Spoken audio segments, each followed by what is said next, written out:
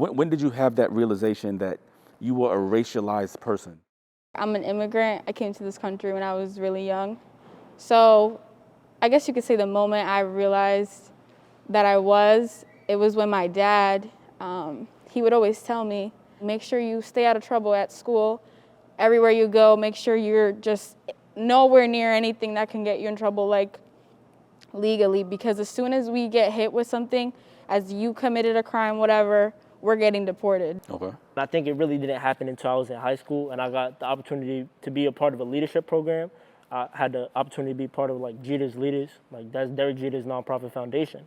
And I was able to get into a space where, they put me in situations that I never experienced before. It didn't happen until like freshman year of high school when, one, I was in that program, two, I was in a school that was like mostly people that didn't look like me. And the reason I went there was to play football. And that was because like their school had money and like they had the money to fund the equipment, fund the field, everything that I wanted. So it was like I had to go there to get what I wanted. And then I also like became part of that program and became socially aware of like the responsibilities of, one, being a person of color, and two, in existing in spaces that like I've never seen myself in before. For me, I would say I was in maybe second or third grade. When like you have a nice home cooked meal and you bring it to school, and it was Jamaican food, and I had my cola champagne and my sister had her ginger beer. And all we had in elementary school was really white teachers, and we had a black principal.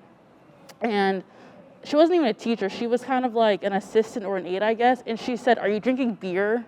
Oh my gosh. Like a, I don't know, a 7-year-old drinking beer? Like really? So I think for me, I guess also a culture shock, because it's like, it literally says non-alcoholic beverage. So it's like, why would you assume that I'm drinking beer? Is it because I'm black? Because it's like, would you ask a white student that? Like, because do you think my mom is that negligent that she would send me to school with beer?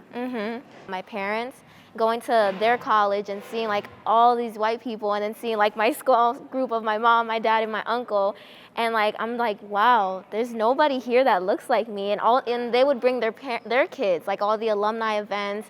They would bring their kids, and all their kids were white, and I was the only black kid, and I'm like, what is happening here? Like, it felt weird. But having that experience definitely was an eye-opener, but it also helped me for the future coming to Quinnipiac. And I think it's always interesting, like how when we have that realization, because for most of it, I think many of us like grow up for a certain period of time not even noticing anything, right? Like you're in your own world. And even, as I got older, being in Harlem, I was in my own world. Like Harlem was like so black. Once you went down to the other side, like Spanish Harlem, it was, Latinx people there. And so it was always people of color. So I didn't necessarily think about it too much, only like when I had interactions like with police in the area, or then when I went to high school, because at the high school that I went to, it was a pretty diverse high school. And so I got into the honors program, and there weren't like it wasn't majority people of color in the honors program. So it was like my first time actually being in an educational space with white males, because it was an all male Catholic high school. And so it was just different, like the interactions that we had.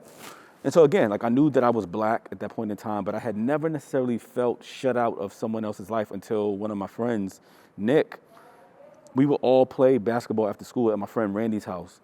But Nick and I were cool, and like he wanted me to like hang out, but he was like, yo, we can't hang out because my parents won't allow me to bring like a black kid home. Wow. And so that was like, damn, man, like that was my dude in school. Like we were cool in school, but he couldn't bring me to his house. Now, even in my neighborhood, it wouldn't have mattered if I brought him to my neighborhood. But that's one moment that really stood out for me. Like, dag, man, like we've come so far. We cool as I don't know what in school, but I can never come to your house because of what your parents think of me and my people. And I think that was tough, like for both of us, right?